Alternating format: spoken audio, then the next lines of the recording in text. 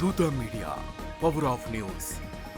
ఎలక్షన్లప్పుడు ఏం చెప్పినారంటే పిఎం కిసాన్ ఏదైతే 6,000 రూపాయలు ఇస్తా ఉన్నారో ఏడాదికి, అది కాకుండా ఏడాదికి 20,000 రూపాయలు రైతు భరోసా ఇస్తామని చెప్పి చంద్రబాబు నాయుడు గారు ప్రభుత్వం చెప్పింది.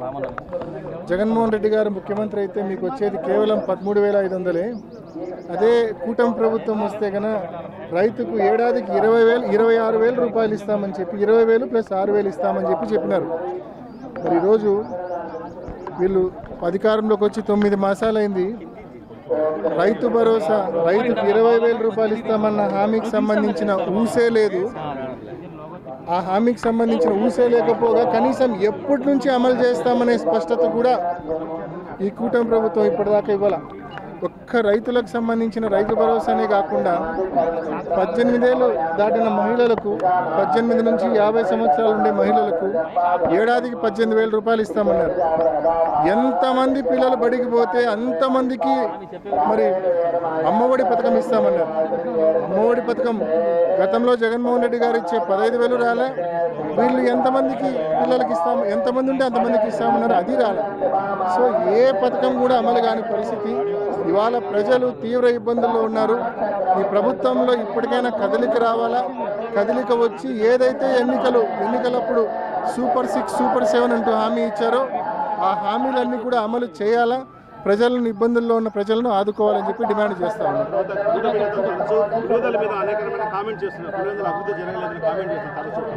ఈరోజు ఎవరు పులివెందులకు వచ్చినా కూడా పులివెందుల రింగ్ రోడ్డు కావచ్చు, పులివెందుల్లో ఉన్న మెడికల్ కాలేజీ కావచ్చు, పులివెందుల యూజీడీ వర్కులు కావచ్చు, సీసీ రోడ్లు కావచ్చు, పులివెందుల్లో ఉన్న మంచి మంచి పార్కులు, గరండాల రివర్కి సంబంధించిన అభివృద్ధి కావచ్చు, ఉలిమల లేక్ సంబంధించిన అభివృద్ధి కావచ్చు, రాణితోపు అభివృద్ధి కావచ్చు, ఎన్ని రకాలుగా ఆ ఊరు అభివృద్ధి చెందిందో.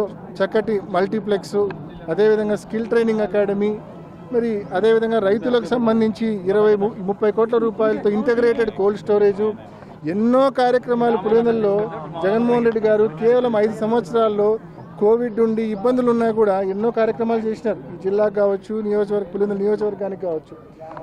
వాటిని కనీసము యూటిలైజేషన్లో తీసుకొండాలనే చేతగానే ప్రభుత్వం ఇవాళ మనం చూస్తూ ఉన్నాం.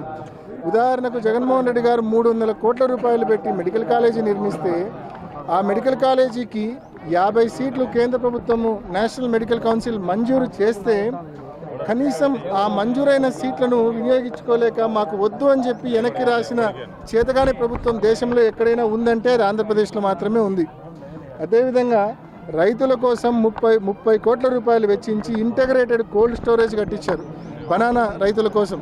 మరి ఇవాళ 30 కోట్ల రూపాయలు పెట్టి కట్టిస్తే వాటికి వినియోగంలోకి తీసుకొని రాలేకపోతా ఉంది ఈ కూటమి ప్రభుత్వం 9 నెలల నుంచి. అంటే ఒక యూజర్ ఏజెన్సీని ఐడెంటిఫై చేసి వాళ్ళకి ఇస్తే అది వినియోగంలోకి వస్తుంది.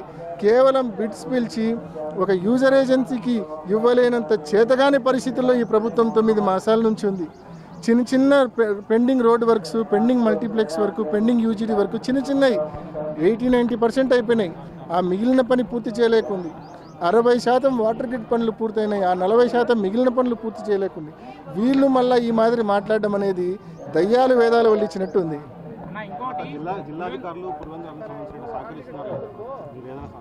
అన్న, ఈ గవర్నమెంటు ఈ జిల్లాకు సంబంధించిన ఏ నియోజకవర్గంలో అయినా అభివృద్ధి అనేది పక్కన పెట్టేసినారు పూర్తిగా. అభివృద్ధి గురించి అసలు ఎంత తక్కువ మాట్లాడుకుంటే అంత మంచిది అన్నట్టు ఉంది ఈ కూటమి ప్రభుత్వంలో. ఇవాళ ఈ ప్రభుత్వం only target harassment. YSR Congress party కార్యకర్తలను హరాస్ చేయడం, ఫీల్డ్ అసిస్టెంట్లు పీకడం, డీలర్షిప్లు పీకడం, అంగన్వాడీ ఉద్యోగాలు పీకడం. ఎవరైనా అంతో ఎంతో వైఎస్ఆర్సీపీకి సహకరించే అధికారులు ఉంటే వాళ్ళని తీసుకొని పోయి ఎక్కడో అరకులో, ఎక్కడో ఏజెన్సీ ప్రాంతాల్లో, దూర ప్రాంతాల్లో, అంటే కడపలో ఉండే వాళ్ళని ఎక్కడెక్కడికో దూరానికి వేస్తున్నారు. అంటే కేవలం వైఎస్ఆర్ కాంగ్రెస్ పార్టీ కార్యకర్తలను హరాస్ చేయడము, అదేవిధంగా అంతో ఎంతో నిష్పాక్షికంగా గడిచిన 5 సంవత్సరాలు పనిచేసిన అధికారులను కక్ష సాధించి వాళ్ళని ఎక్కడెక్కడికో దూరానికి బదిలీలు చేయడము. కేవలం హరాస్మెంట్ తప్ప. ఇప్పుడు మీరే విలేకరులు, ఇక్కడ అనేక మంది విలేకరులు ఉన్నారు. మీరందరూ కూడా డిఆర్సీ మీటింగ్కి పోతా ఉన్నారు. డిఆర్సీ మీటింగ్లో ఇన్ఛార్జ్ మంత్రి గారు వచ్చినారు, జిల్లాకు సంబంధించిన ఎమ్మెల్యేలందరూ వచ్చినారు. ఏం జరుగుతూ ఉంది ఆ డిఆర్సీ మీటింగ్లో మీరు చూస్తూ ఉన్నారు కదా. కడపలో అయితే ఆ కార్పొరేటర్కి సంబంధించిన ఆరో ప్లాంట్ కొట్టండి, డెమాలిష్ చేయండి. ఈ కార్పొరేటర్ రామకృష్ణకు సంబంధించి డెమాలిష్ చేయండి, బాబుకి సంబంధించి డెమాలిష్ చేయండి, త్యాగరాజుకి సంబంధించి డెమాలిష్ చేయండి, ఆదిత్యకు సంబంధించి డెమాలిష్ చేయండి. కేవలం వైఎస్ఆర్ కాంగ్రెస్ పార్టీ నాయకులకు సంబంధించిన వాటర్ ప్లాంట్స్ మరొకటో డెమాలిష్ చేయమని చెప్పి ఈ మాదిరి అంటే కేవలం డిఆర్సీ మీటింగ్ అనేది జిల్లాకు సంబంధించిన development district development review committee అది.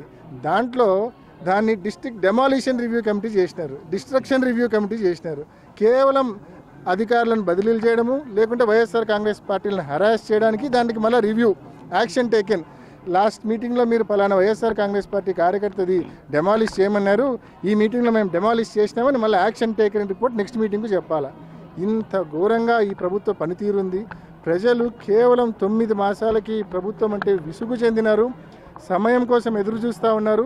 సమయం వచ్చినప్పుడు వీళ్ళకు దిమ్మ తిరిగే గుణపాఠం తప్పకుండా చెప్తారు.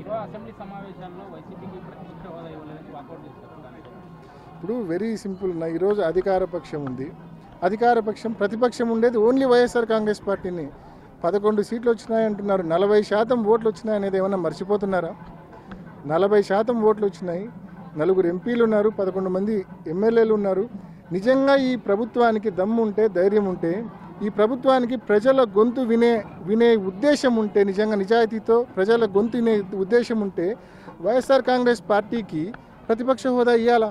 లేకపోతే జగన్మోహన్ రెడ్డి గారికి 175 మంది ఎమ్మెల్యేలో ఒక ఎమ్మెల్యే మాదిరి నువ్వు కన్నా మైక్ ఇస్తే ఆయన చెప్పాలనుకున్నవి 2 నిమిషాలు నువ్వు మైక్ కట్ చేస్తే ఏం చెప్పగలడు? అదే ప్రతిపక్ష హోదా ఉంటే ప్రతిపక్ష నాయకుడిగా కనీసం ముఖ్యమంత్రి గారు గంట మాట్లాడితే ప్రతిపక్ష నాయకుడికి 40 నిమిషాలకి టైం కేటాయిస్తారు. ఆయన ప్రజలకు సంబంధించిన సమస్యలు ప్రజల గొంతుగా అసెంబ్లీలో వినిపించే అవకాశం ఉంటుంది. ఒక ఎమ్మెల్యేగా వినిపిస్తే 2 నిమిషాలు కూడా సమయం మీరు వెంటనే బెల్లు కొట్టి కూర్చోబెడతారు. ఏం లాభం? దానివలన అసలు సమస్యలు అసెంబ్లీలో రిప్రజెంట్ చేసే అవకాశం కూడా ఉండదు. ఇది నిజంగా జగన్మోహన్ రెడ్డి గారిని అవమానం చేసినామని చంద్రబాబు నాయుడు గారు కానీ, స్పీకర్ కానీ, డిప్యూటీ స్పీకర్ గారు కానీ అనుకుంటున్నారు. కానీ ప్రజలను అవమానపరుస్తున్నారు వీళ్ళు. 40% మంది ఓట్లు వేసినారు వైఎస్ఆర్ కాంగ్రెస్ పార్టీకి. ప్రజలు గొంతుగా వైఎస్ఆర్ కాంగ్రెస్ పార్టీ పనిచేస్తూ ఉందని చెప్పి వాళ్ళు భయపడి ప్రజలు మనకు ప్రతిపక్ష హోదా ఇవ్వడం లేదు. సో వీళ్ళు బేసికల్గా జగన్మోహన్ రెడ్డి గారిని కాదు అవమానం గురి చేసేది, ప్రజలను అవమానిస్తూ ఉన్నారు ఈ కూటమి ప్రభుత్వము, ఈ స్పీకరు, ఈ డిప్యూటీ స్పీకరు.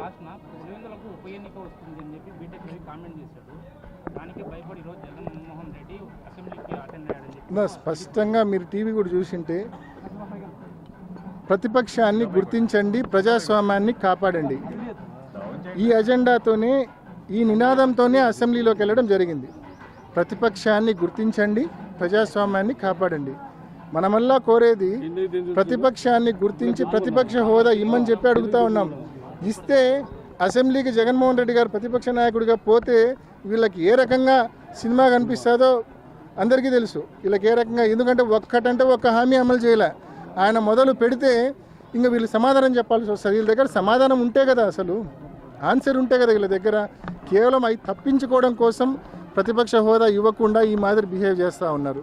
అంతేకాకుండా నిజంగా ఉప ఎన్నిక అంతగా ముచ్చటపడితే ఇంత భయంకరమైన కూటమి గాలిలో కూడా 65,000 ఓట్ల తేడాతో ఆయన రవి అనే వ్యక్తి ఓడిపోయినాడు. ఇంత భయంకరమైన కూటమి గాలిలో ఈ 9 నెలల్లో ఇలా పరిపాలన చూసినాక ఈరోజు నిజంగా అంత ముచ్చట ఉంటే, అంత నిజంగా అంత కోరుకునేట్టుకుంటే పులివెందుల కావచ్చు, లేకుంటే కుప్పం కావచ్చు, మంగళగిరి కావచ్చు, పిఠాపురం కావచ్చు, 4 చేద్దాం. పట్టండి, 4 చేద్దాం, చూసుకుందాం, 4 చేద్దాము.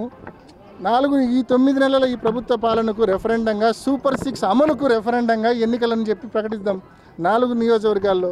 చూస్తాం మరి ప్రజలు ఏం తెలియజేస్తారు. ఊరికే కాకమ్మ కబుర్లు, దద్దమ్మ మాటలు నిజంగా మాట్లాడకూడదు. చేతనైతే గన పథకాలు అమలు చేయాలా, చేతనైతే ప్రతిపక్ష హోదా ఇచ్చి ప్రజల గొంతు వినాలా. ఇవేమీ చేయకుండా ఊరికే కల్లిపల్లి మాటలు, టైంపాస్ మాటలు మాట్లాడకూడదు. హాయ్, నేను మీ RP Patnaik. Please subscribe to Dhoota media. For more updates, please subscribe Doota Media.